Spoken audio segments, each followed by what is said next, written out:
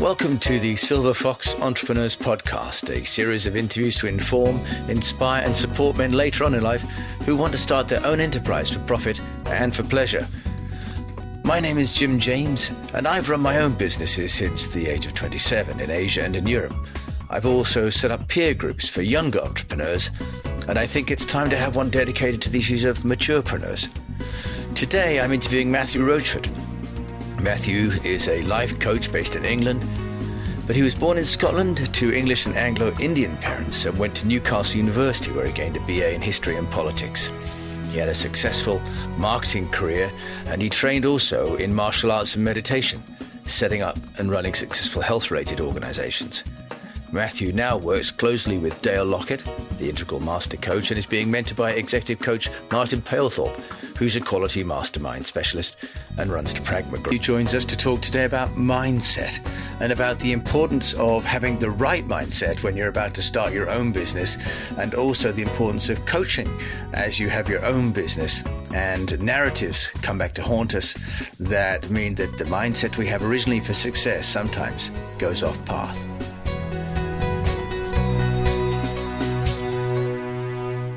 Matthew, thank you very much for joining us this week on Silver Fox Entrepreneurs Podcast. Perhaps you could just share a little bit about yourself, why you're here, and why you think being a maturepreneur is a great idea. That's brilliant. Thanks, Jim. My name is Matthew Rochford, and I am an executive coach. And why do I think being a more mature entrepreneur is a great idea? I think it comes down to one thing, and that is sharing wisdom and experience. And there are lots of benefits that cascade from that. Okay. And you mentioned lots of benefits. You'd like to share what maybe 2 or 3 benefits that you can see, and how also then you've come to be running your own business as well as a coach. I think that as we mature, then we become more reflective, and we're less likely to be reactive in the face of the challenges of running any enterprise. So I think there's a sense of being more measured, calm, and pragmatic. And also, hopefully, with that, a sense of openness to new ideas, openness to new insights, openness to leadership coming from unexpected places. And I think with that maturity in terms of our, if you like, worldly wisdom, I think that having an overview is something that is really important in business. I think those are the principal benefits, and I think that ability, perhaps as we get older, then there's more ability to empathize with others. I think that's very important, and certainly with the clients that I have who would fall into this Silver Fox bracket, if you like, I think that's very clear that they are insightful and they offer a huge amount of value. Mm-hmm. And you talk there about your own coaching. Could you share with us, you're a mindset coach. So perhaps you could just share with us, what is a mindset coach, and what kind of work do you do with your clients? Well, it comes down to bringing an understanding of how the human mind works into business. That's what I mean by mindset. So it's not just about attitudes, approach, and beliefs. It's more about understanding the nature of our own thinking processes and how we can understand that fundamentally the human mind is set up for success. All we need to do is allow it and align with that, and we can become highly effective. So, bringing an understanding of the human mind into business, that's really what my coaching is about. Great. And that's almost counterintuitive, because one would almost think that we're trained into some thinking that we can only accomplish so much, and education and society sort of trains us to be good at certain things and not not necessarily accomplish more. To what extent do you see mindset as sort of a disabler? And what work do you tend to find you need to do to get people to take on the challenges of being self-employed? I think challenging existing thinking is a major part of it. So if you consider that your thinking creates a narrative through which you experience much of your life, it creates an immersive narrative that is very hard to see beyond. But that narrative is full of limitations, it's full of untruths, it's full of our own prejudices and ways in which we don't do ourselves service. Within that narrative as well, there's a whole lot of good stuff. There's no denying that. But it's generally speaking, it's a mixture of things. And that can be very inhibitive.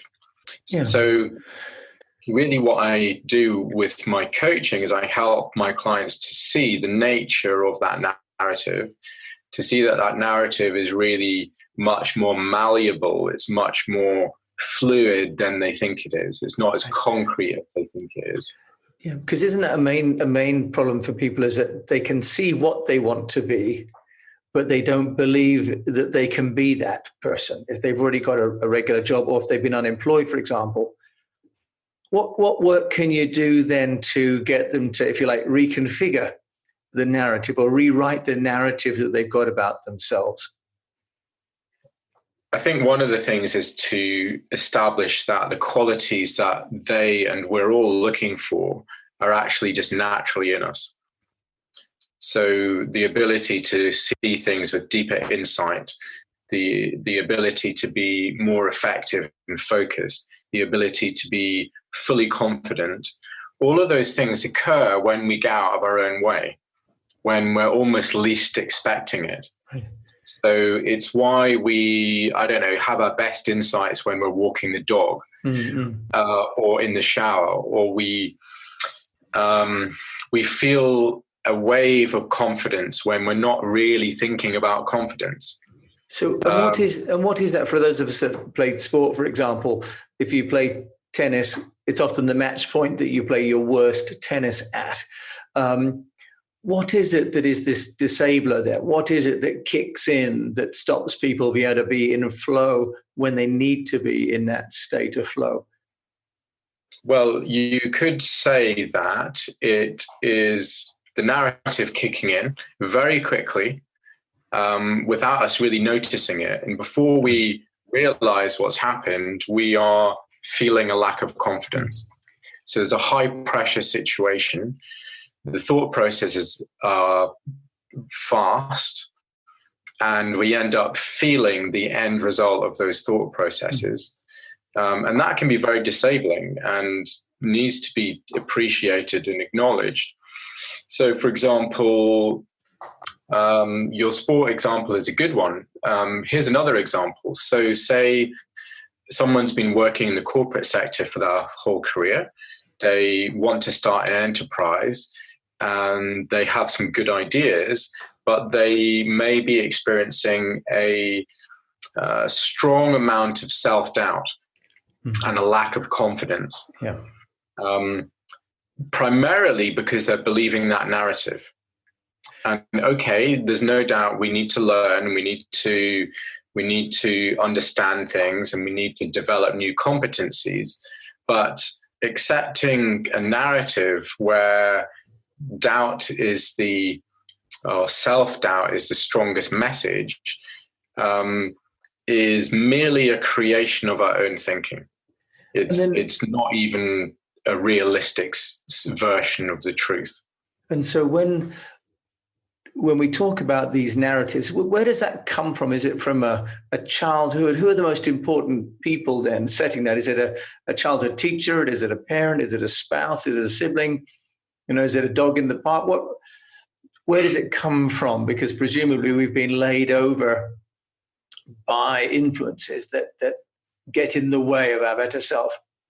we make certain decisions when we have certain experiences as we're growing up and as we're, whatever stage we're at in life.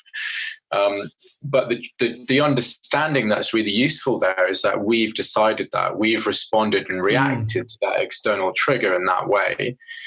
Not to discount the experience, which may be difficult for that individual, but actually we have got the power to see things in new ways. We have the power to welcome new thinking and new insights. So all of that, how shall I put it, the way that our personality is developed is a response and a reaction to external triggers and our own tendencies that we have. And why do some people seem sort of naturally positive and ebullient and able to overcome all manner of problems, even within the same family? Then other siblings have taken the same background and so on, and same schooling, and yet behave so differently as a result of those environments. Because the thinking's different, and the relationship to thought is different. Why do some people behave so differently, even from the same family or the same work environment? Some seem to be positive and push through it, and some people are negative and pessimistic and can't. What's the base reason why we respond to the same triggers in different ways? It gets quite subtle, this. But one aspect to this is that if we have a whole bunch of thoughts, 70, 80,000 thoughts a day, one person may tune in to the negative thoughts and create a version of reality based on those negative thoughts, or those thoughts that aren't so helpful. And another person may just ignore a lot of those thoughts as just being thoughts and decide that every challenge is transformable, and their thinking aligns with that. Who they are aligns with that. So primarily it's the thinking that's different, and our approach to the thinking that's different. And does that lead us? That's right. And does that lead us nicely into? I saw on your blog you written about sort of 5 reasons to have a coach. All great sporting athletes have coaches. We don't really talk so much about having coaches in life. That's a new area. Could you maybe sort of talk us through how you help people to address the issues of how they're taking those triggers? How does your coaching work through with people? Well, a lot of what I do is listening, and some of what I do is challenging, and some of what I do is helping my clients uncover the approach to their goals that is absolutely spot on for them.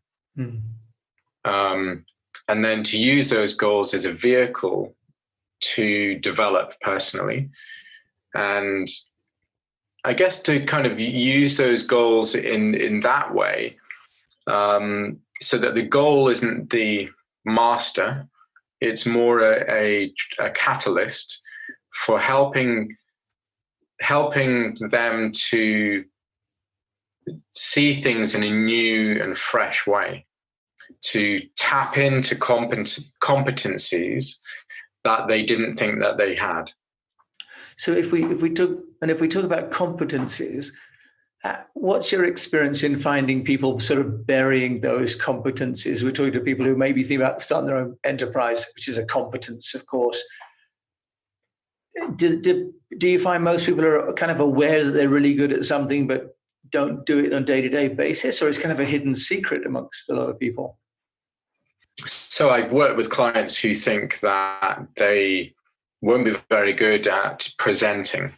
So they have an enterprise which may involve them going to meet people, pitching, running presentations, that kind of thing.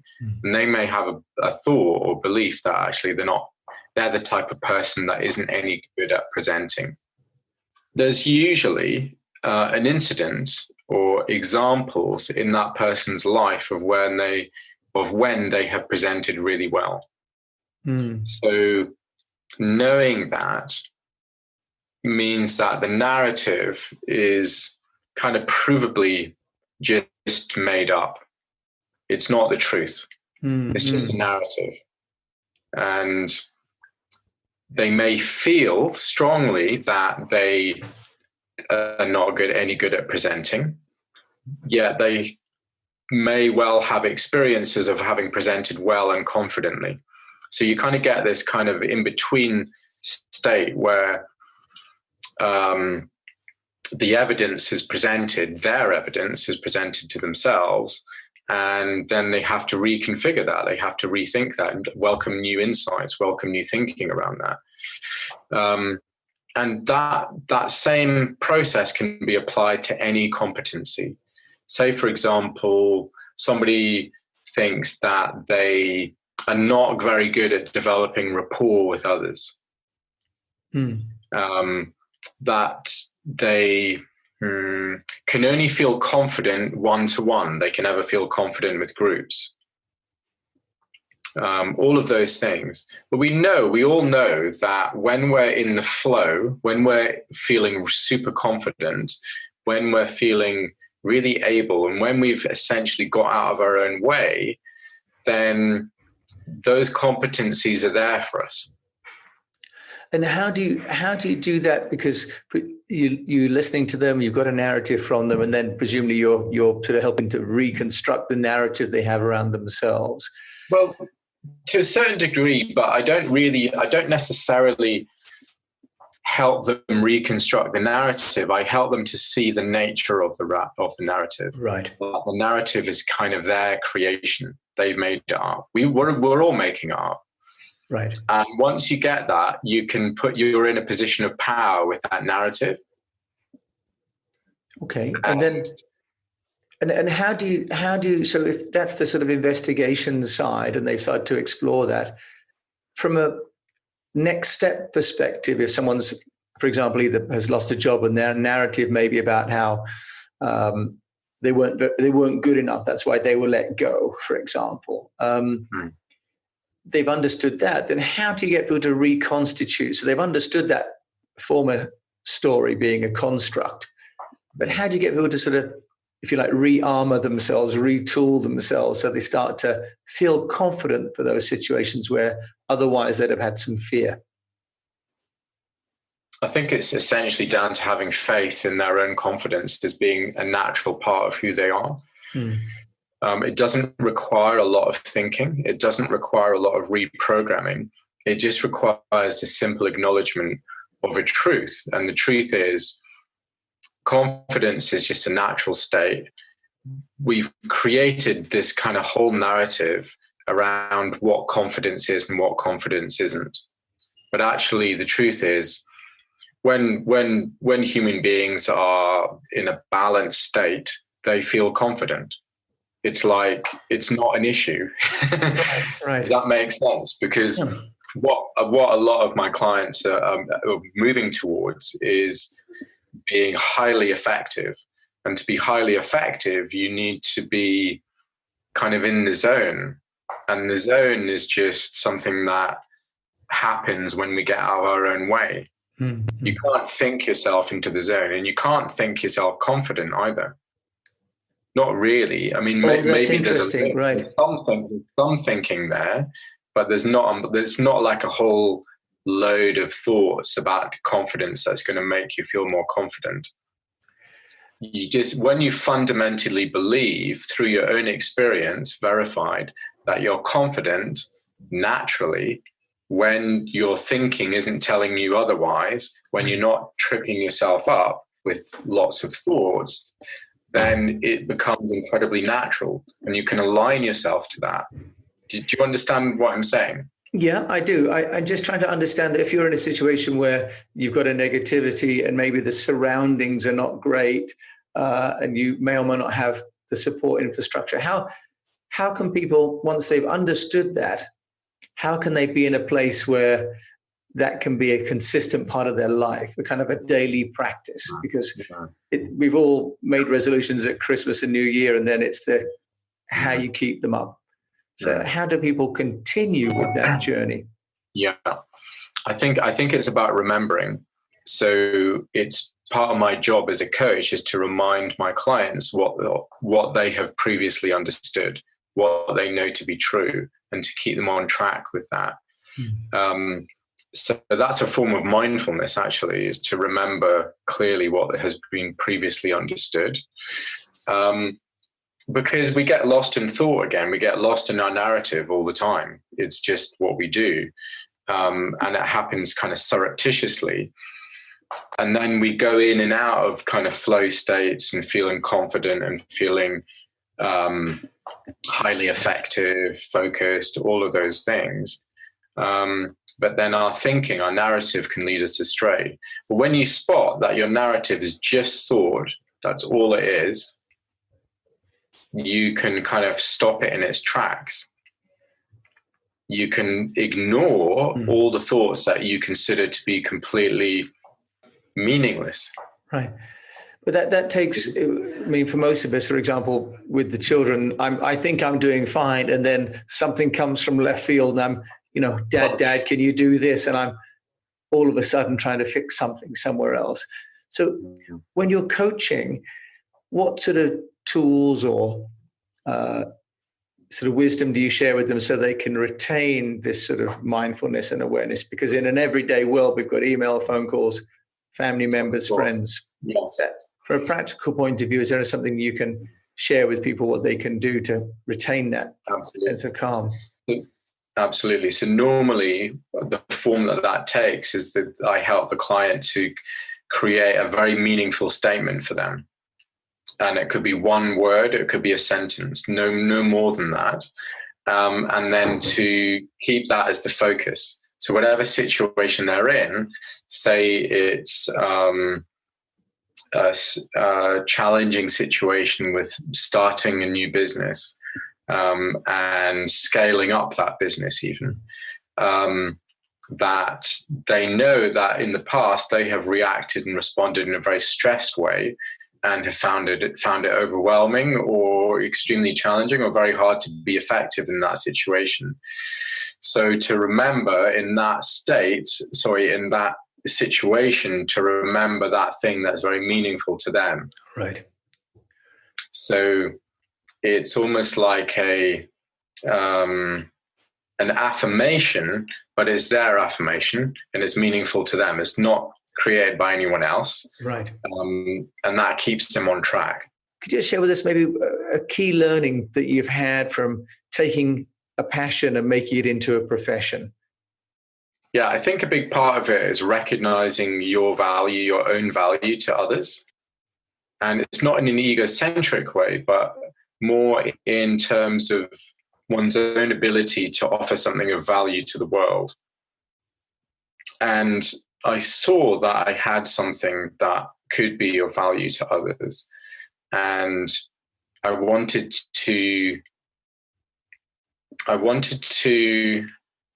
bring all my experience and understanding into a role that enabled me to help other people. That's the bottom line.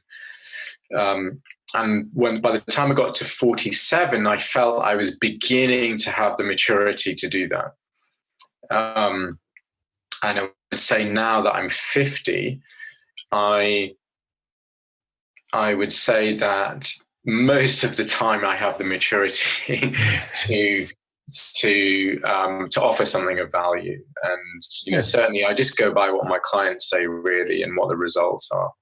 And the results are, I would say, have been transformative for my clients. And what I've learned, and I didn't invent any of these principles that I work with, but I've learned everything from other people. So what these principles help other people with is it helps them to transform their approach, not only to their businesses, but to their life in general, and simultaneously helping them to be more effective. So that means better results with a lot less stress. because I don't believe that going at things hammer and tongs is always the best approach. And as we get more mature, it's not about competing. It's about knowing where your value lies and understanding your niche. And I think that's very important. Matthew, that sounds fantastic. And it sounds like you've become a really mature entrepreneur and coach for people aspiring. So that's fantastic. And then if people would like to know more about you, where can they find you, and what could you maybe offer for anyone that contacts you from the Silver Fox community? I have a website, matthewrochford.co.uk, and people are very free to contact me. I'm very happy to have a conversation with anyone that's interested in coaching. Or finding out if I'm the right coach for them or not, then I'm very open to conversation with people considering that. Great, thank you very much indeed. So, Matthew, thank you for sharing with us about coaching and the power of the narrative. Do subscribe or leave a rating, and for more information, please visit silverfoxentrepreneurs.life. and drop me an email. I'd love to hear from you, and maybe we can get you on the podcast and share what you know, or let me know what you'd like to know. Thank you once again. Have a great day.